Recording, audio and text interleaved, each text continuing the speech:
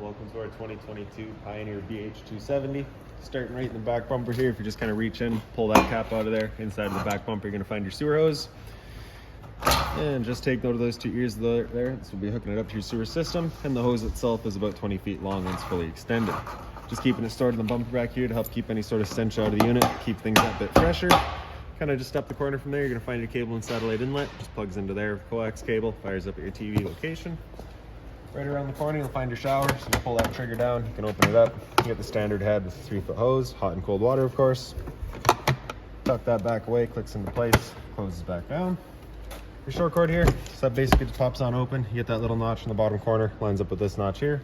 Press those in together, little 1/8 turn will lock it into place, and then you get the threaded collar in the back there to really lock it down.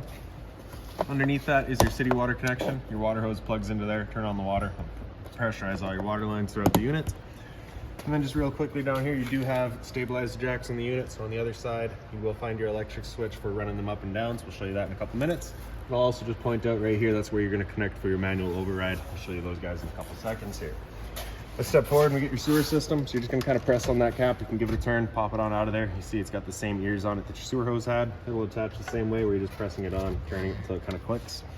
Gray tanks on the left, black tanks on the right. Black tank's gonna be filled from your toilets. It's of course gonna be your dirtiest water, so you'll dump that first. Once that's done, you can then come to the gray. Gray tank's gonna be filled from your sinks as well as your showers. So typically cleaner water, we'll dump that last to help keep that sewer hose as clean as possible. And making our way towards the front here, we're gonna get one end of our storage compartment. Undo that latch, you can pop it on open. Little finger on the side there holds it open for you. Inside here, you're gonna find your weight distribution hitch. So this customer's opted to go with that. So we've got that just stored in here for them. Storage compartment does see straight through to the other side. Around front of the unit, you get this little black box here. So that guy's housing your battery. So as long as you're plugged into that short cord in the back or your 7-pin into your tow vehicle, that battery will be charging for you. These two knobs there, if you loosen them off, you can open up this flap and you get access to your propane tanks. For the video, I'll just pull them right off and then I can show you this changeover in the back here. So it should currently be red, it's just letting us know that we've got no propane in the system. Arrow's pointing over here, so as we open that up, it'll go green, letting us know we've now got propane. If it were to go red, well, you got a tank open, it's just letting you know that tank's now empty. So at that point, you'll just close it off, flip your changeover over to the other side, run off of that tank while you get the other one filled. In front is your power tongue jack. Up is up, down is down, light switch on the right. Other end of your storage compartment here. So inside of here, you're gonna find a water hose. Inside of that water hose, you'll find a perk adapter. So 30 amp short cord into there, 15 amp to a standard household outlet. This right here is the manual override for your tongue jack up front. And these guys up on the wall are the manual overrides for your stabilizer jacks. Stabilizer jacks are just off of these switches here. So you get the one extend there, you can press and hold extend, stabilizer jack makes its way down. So as you can see, they do not level, they just kind of equalize, right? So one will come down, then the other will come down with it. We'll hear the motor load up. Once you hear that, you stop. If you're to continue extending, you can actually strip the gear set out of that motor, which of course we don't want to be doing. Little T-latch right here, just kind of sits into your door right there as a prop to hold it open for you. This little hole right there gives you access through to a little nut. That is going to be the manual override for your slide out. So if your batteries were to die or if your slide out were to become faulty by any way, you can still run them in and out. Hot water tank here, so you get that keyway there. You're just going to line that up and you can pop it on open. All your controls for turning this guy on are just inside of the unit. Before we turn it on with either source though, we want to hit that relief valve right there. If the tank were full, you'd get a little bit of water dripping out of there. If it's not, it's going to be dry as you just saw. So of course it is currently empty because we've got the unit winterized. So before firing it up, you just want to make sure that guy's full. Once you're done, just locking it back down. There you have it. Right beside it is a cable and satellite outlet, as well as a power outlet. So if you're going to have TV outside, you got the power to do so. Fresh water tank filler right back here. So you're just going to take your water hose, it'll plug into there, turn on the water, that fills up your fresh water tank. And then as signified by this little sticker here, we've got our low point drains. So I believe the short one is going to be your fresh water tank drain. The two longer ones are your low point drains. Low point drains, the purpose of those guys is just to drain out the water system. So if you're leaving the unit for a while and you don't want your water going stale or stagnant, you can just drain it out before you go. Or before winterizing the unit, you just want to get all the water out before pumping antifreeze through. Exhaust for your furnace back here. So if you're ever running your furnace, you just want to make sure it's not blocked off. It does get hot. Service port for your fridge, nothing really there for you to worry about, pretty much just venting down here. Speaking of vents, we have the stove vent right here, so you just want to make sure that flap is opened up so that our fan inside can evacuate any fumes from our stove. And then once you're done, ready to go traveling, you just kind of press it into place and you'll hear it click.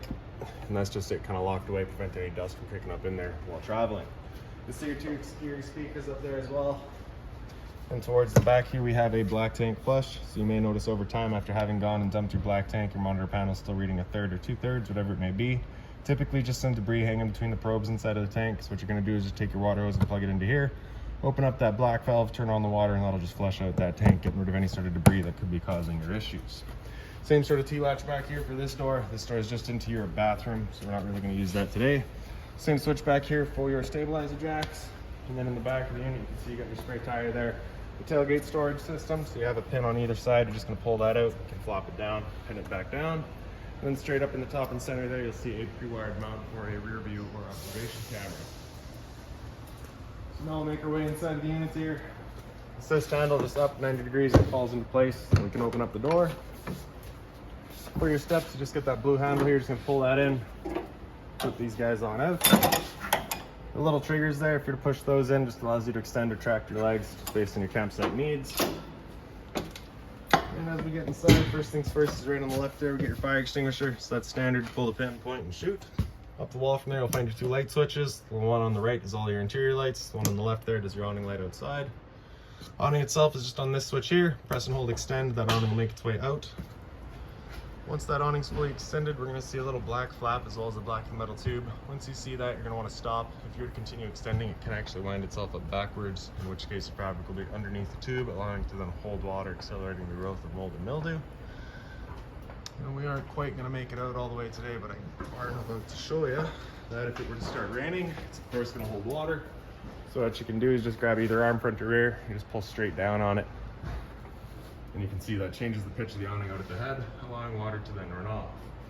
Now if you like that angle better, because it does give you more shade, you can do the same thing with the arm up front. Before you bring it back in though, you want to make sure those arms are back out straight and fully extended, just so you're not running the risk of bending them. And we'll press and hold the tract, the awning will make its way back in.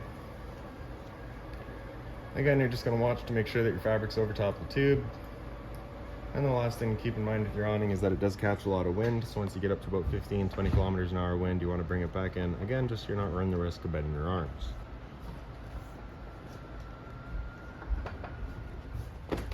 Slide out works much the same. We're just going to press and hold out. The slide will make its way out. Once that slide's fully extended, we're just going to hear some clicks from the motors, letting us know they've reached their stall.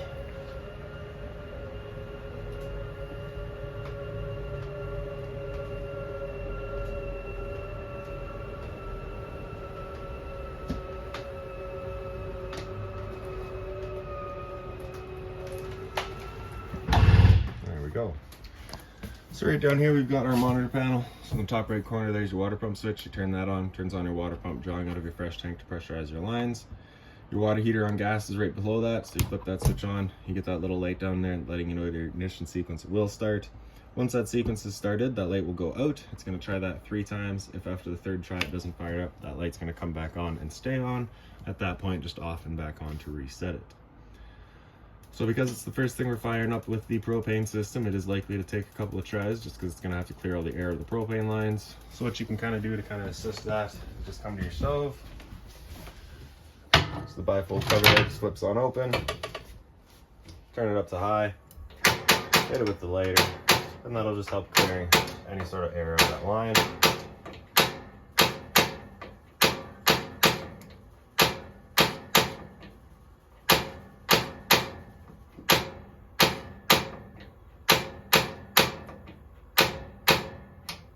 Go. So the hot water tank's done 2 tries, so it should do the 3rd one right away. And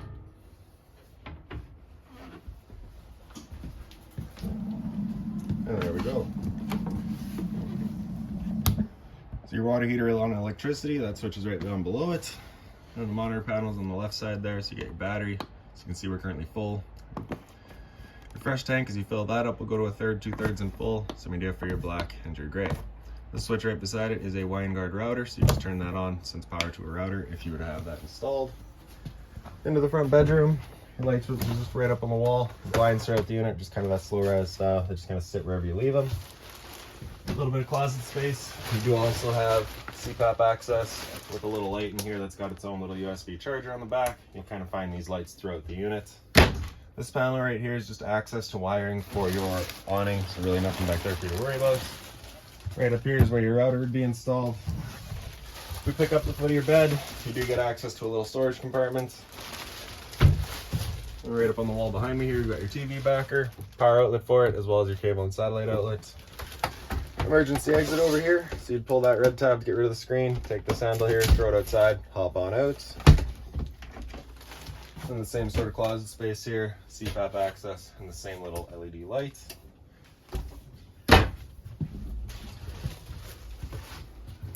Your entertainment area, as well as like I guess a little bit of closet, open closet.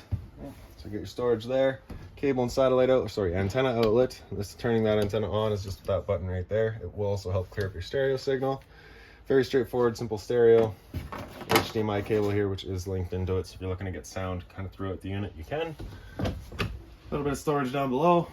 And kind of straight up from there, you've got your smoke detector. In the slide, the lights are just on their own switch. The couch here does fold out, fold down.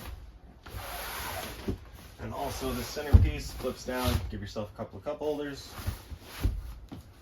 In the dinette here, you can see we've currently got it set up as the dinette. You can also take the table and just kind of wiggle it up and out of its legs. You then take the legs and just kind of store them down. The table will then sit onto these two ledges here. You'll take your back cushions, fill in the cut center, create your dinette space.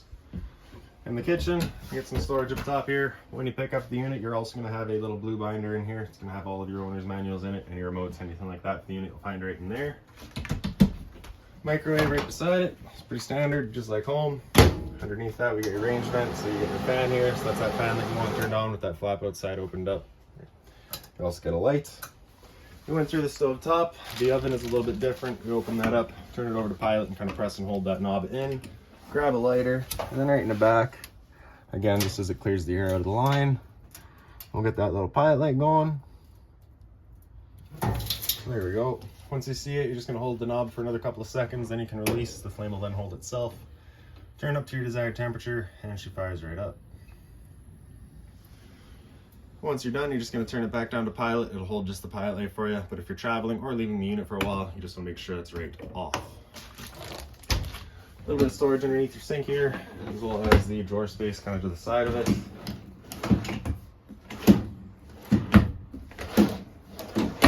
Hot and cold water at the sink, of course. A little light right up above it, just on its own center switch. Fridge here, just a power button top left there. So with it at flush, that's it turned on. The button on the right at flush, that's it running in auto. Auto first looks for 120 power. If the 120 is taken away, it'll automatically flip over to gas. If you're out dry camping and you want it solely running on gas, you're gonna have that button come out over flush and it'll run just on gas. Turn it back off once we're done. So freezer up top, fridge down below. Temp control is just in the back right there. A little slider. Return air for your furnace underneath. A little bit of pantry space over here. Underneath the pantry, we have your converter. Press it top and center and it pops on open. All of your breakers in the middle there. Whenever a breaker breaks, it's in the middle, so just turn it off and then back on to reset it. All your fuses on the right side. Whenever a fuse pops, you'll get a little red LED right beside it, letting you know exactly which one went. And into the bathroom now. The light switch is just over on the wall here on the right. The one on the left there is for your fan. For that ceiling fan, you just open that guy up, and then that switch there, as you saw, you just turn that on. Fires right up. Medicine cabinets here, as well as your sink. So you have the one stopper for the sink here. This guy is for the tub. Hot and cold water course. Beside that, you're gonna find your GFI protected outlet. Test on the left, reset in the center. So if you ever have outlets that don't work, it's the first thing you should check. Bit of storage down below, just being mindful of your drains and your water lines. Toilet here, flips on open. You get your flusher on the right side. Into the tub here, you get the standard head and hose for your shower. Pretty straightforward. And then in the bunk space, the lights are just in the back right corner there. You have the same sort of USB outlet that you had in the front, identical down here with the same emergency exit there. And then around the corner, we have your thermostat. So press that bottom bar to wake it up, hit it again, it comes into fan low. So it's just the low fan moving some air around, high fan moving some air around, into cool high. At this point, it's gonna be the high fan all the time, compressor in and out as needed to give you cooling. Same idea on cool low, compressor compressor in and out as needed, low fan all the time. Cool low autos where it becomes on demand, so both the compressor and the fan will cut in and out as needed to achieve your goal temperature. Temperature, of course, just set with your arrows. Cool high auto, now same thing, just now it uses the high fan.